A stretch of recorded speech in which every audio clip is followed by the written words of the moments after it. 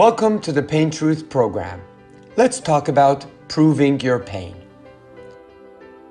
How can you get better if you have to prove you're in pain?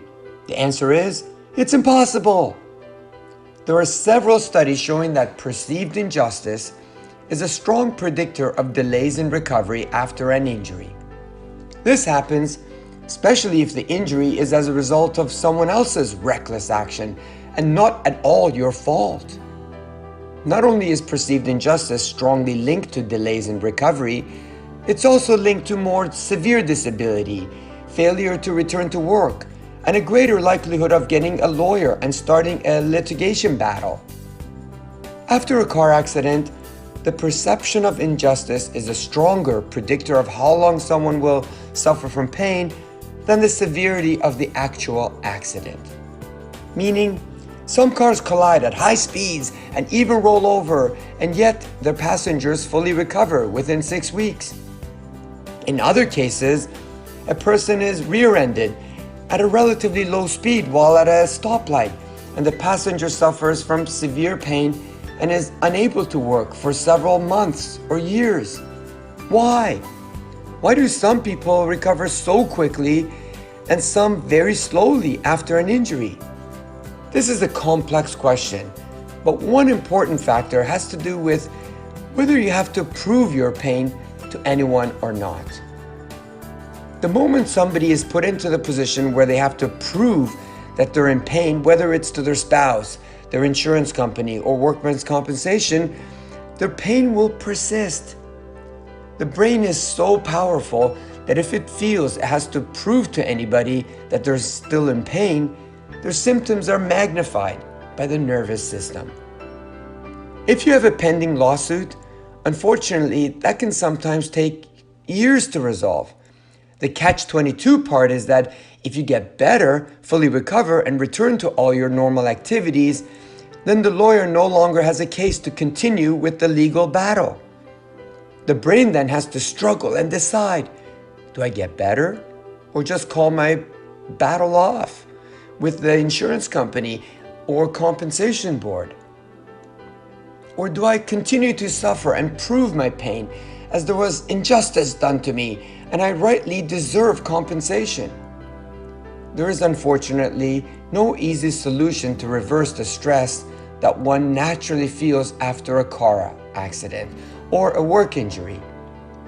The stress is magnified when one has to call and deal with insurance companies and fill out all kinds of forms. The stress is further magnified if you get the sense that the insurance people, adjusters, or doctors don't believe the severity of your pain. The simplest solution in this situation is to just become aware that your nervous system may be subconsciously sensitized in order to prove your pain to others. Not because you're damaged, but because it's trying to protect you. What if you challenge yourself to no longer try to prove your pain to anyone? This may take weeks or months to achieve as we're dealing with a subconscious mind, so patience is needed. If you have a pending litigation, try to get over it as soon as possible, and certainly don't allow the lawyer to tell you when you can and cannot get back to your activities and your work. The truth is, the sooner the better.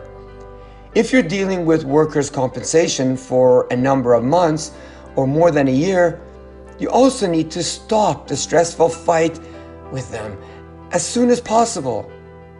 Either return back to work to the best of your capabilities, or if that's just not possible for various reasons, you may need to close your case and begin a new chapter in your life by finding other employment options.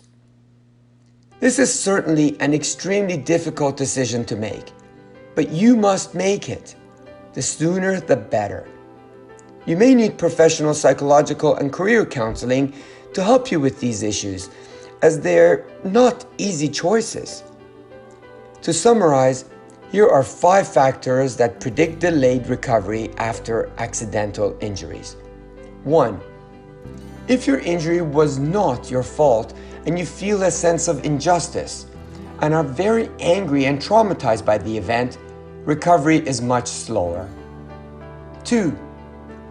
If you already had a history of neck and back pain and believe the accident has worsened your condition or perceived it has somehow caused more damage, again, recovery is much slower.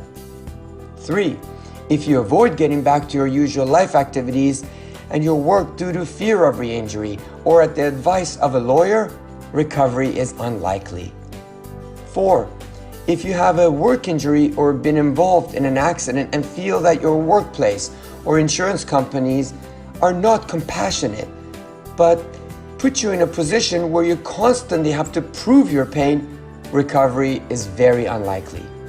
5.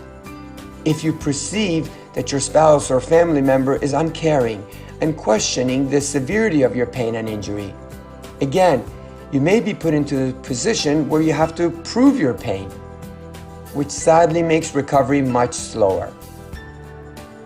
Good news is, here are 5 recommendations and possible solutions to help you in these situations. 1.